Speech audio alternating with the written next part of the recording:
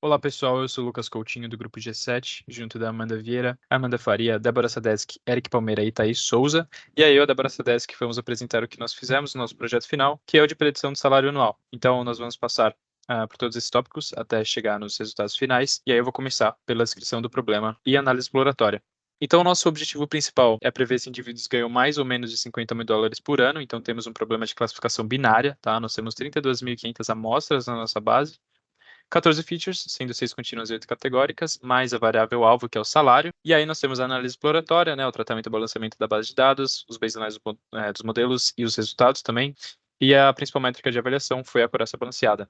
Então, passando aqui para o próximo slide, nós temos a descrição da base, né? Nós estamos trabalhando com dados pessoais, dados demográficos, né? Então, temos a descrição aí de todas essas variáveis. E aí, partindo para a análise exploratória, a primeira coisa que a gente percebe é que existe um viés muito grande nessa base. Então, a gente percebe que 85% de todos os indivíduos da base são da raça branca. E também na questão do sexo, né? 67% dos indivíduos são do sexo masculino. E aí, essas classes majoritárias, elas também apresentam a maior proporção dos salários maior que 50 mil dólares por ano. Então, passando aqui para as variáveis contínuas, nós temos a idade e educação.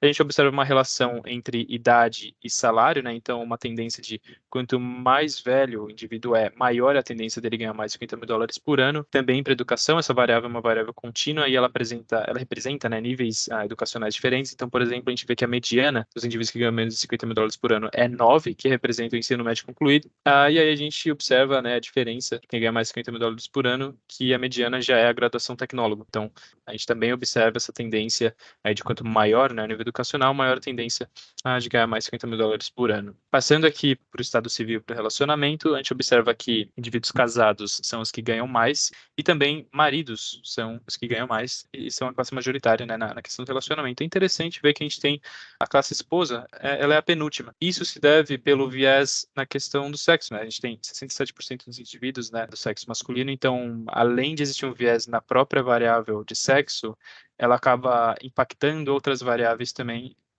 Esse é o exemplo disso, né? Essa variável de relacionamento.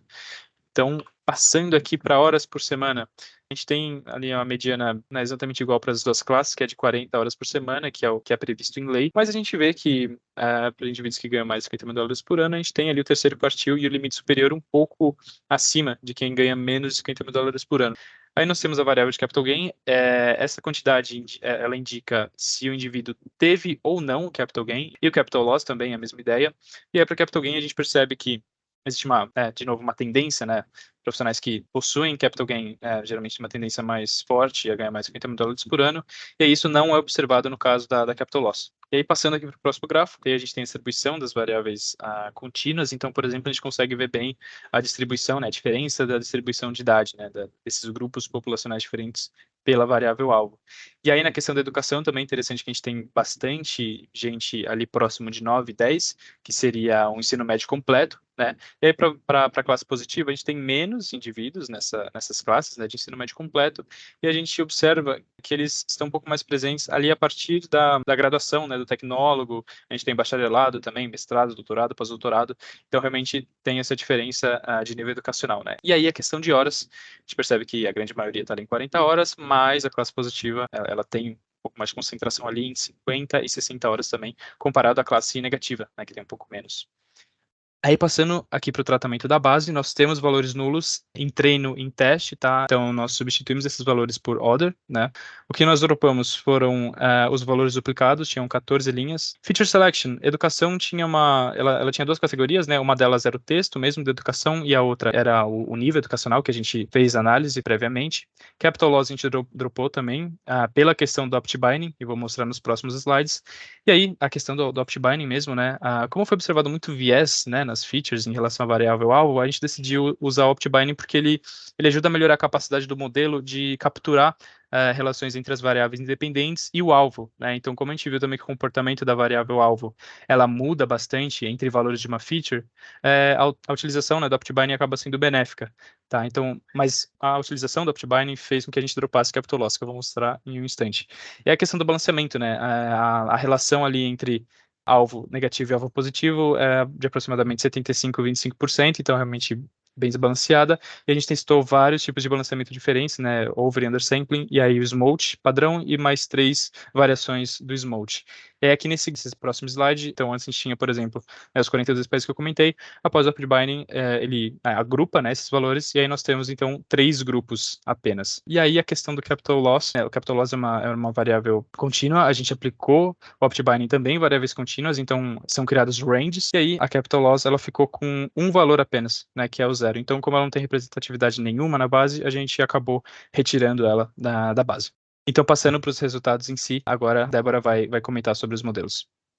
Então, no baseline, a gente usou só balanceamento por smolt, né, nesse primeiro momento. Testou 3 modelos diferentes, SVC, regressão logística e floresta aleatória. E quando a gente olha para a nossa métrica de acurácia balanceada no modelo de validação, quem ganhou foi o SVC.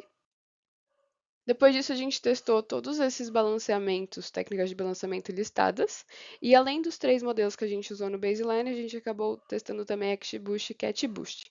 E nessa tabela, a gente traz qual técnica de balanceamento ganhou para cada um dos modelos que a gente testou.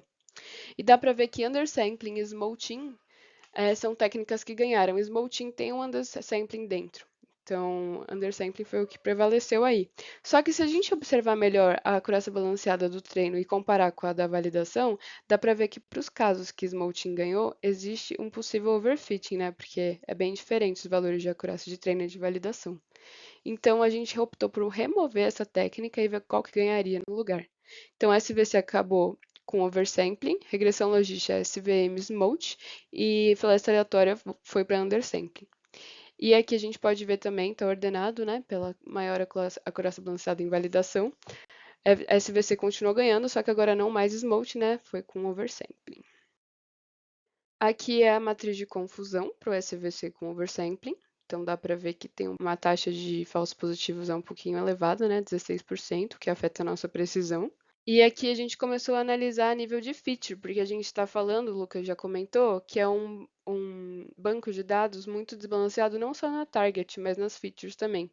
Então, se a gente olhar, por exemplo, essa feature work class, que o private lá representa 70% da base, né? Comparando os falsos positivos, né, o percentual de falsos positivos na categoria private com as demais categorias, tirando essa daqui que é never worked without pay others, que é uma categoria que tem poucos casos, a gente pode ver que a taxa de falso positivo é um pouquinho menor para o private. Já falando de raça, né, que o white predomina, dá para ver um pouquinho maior o viés aqui, né? A taxa de falso positivo para white, Asian, Pass Islander é maior do que para essa outra categoria que engloba as demais raças. Então, bem diferente, né? 17% para 8%. Já em sexo é mais evidente ainda o viés. Então, para os homens, né, a gente está predizendo mais positivos quando na verdade deveriam ser negativos. E Native Country também tem um viezinho, mas não está tão nítido. Então, o United States aqui tem uma taxa de falso positivo, só que tem uma outra categoria aqui que eu não trouxe o título, mas que o falso positivo está um pouquinho maior. E aí, pensando nisso, a gente decidiu fazer o assembly de modelos. Então, a gente pegou a nossa base de dados grandona lá e dividiu em 3 bases menores e fez um modelo para cada uma delas, pensando em lidar com esses vieses, né? A primeira base seriam os brancos do setor privado dos Estados Unidos, que já são os 54% da base, ou seja, é um pacote mais majoritário assim do modelo, digamos. A terceira seriam todos que não estão no 1, mas também são homens brancos dos Estados Unidos, já é um pouco menos, 17,5%. E em 2 seriam todos que não estão nem em 1 nem em 3. E aí, para cada um desses conjuntos, a gente testou um modelo diferente também. Aqui é só comparando, né, a distribuição das features numéricas para cada um dos conjuntos. Uma coisa que dá para perceber é que para o conjunto 3, a distribuição de idade mudou um pouquinho em comparação com os outros. E aqui são os modelos que ganharam para cada um dos modelos separados que a gente testou, né? Então, no primeiro, dá para ver que SVC também manteve o SVC aqui, o Smolting oversampling, mas de novo o Smolting aqui com overfitting nítido. No segundo modelo, CatBoost também ganhou com Smolt Tomac e SVC com Smolting. E no terceiro, Floresta Aleatória e SVC. Floresta Aleatória com undersampling, SVC oversampling. Esses foram os modelos que a gente acabou escolhendo. Não necessariamente teve a maior acurácia balanceada na validação, porque a gente levou em consideração também os overfittings aqui e aqui.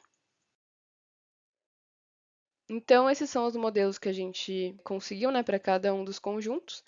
E aí, a gente fez esse filtro, né? Bom, se o dado pertence a esse conjunto de features, ele vai para esse modelo. Se pertence a esse, vai para esse modelo. Lembrando que a gente usou o Optbine também pós-separação. Então, a categorização foi feita pós-separação de dados também, para ajudar nesse desbalanceamento. E aí, medindo, concatenando, né, as predições desses 3 modelos com os dados dados gerais, né, concatenando de todos os conjuntos, a gente teve uma acurácia balanceada em validação de 82,95, que era um pouco maior da que a gente tinha geralzona. Então, a gente decidiu seguir por esse método de 3 modelos separados. E aqui a acurácia balanceada em teste é um 81,36. Aí aqui o nosso baseline, a acurácia estava em 82,10. Aí aqui já testando os diferentes balanceamentos e aqui fazendo o assemble. Então teve um pouquinho de aumento aqui na nossa acurácia balanceada.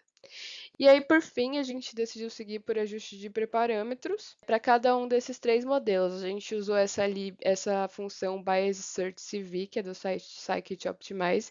Ele usa uma estatística bayesiana interna, então, diferente do Grid Search, que é randômico, ele vai otimizando os hiperparâmetros a partir dessa estatística bayesiana.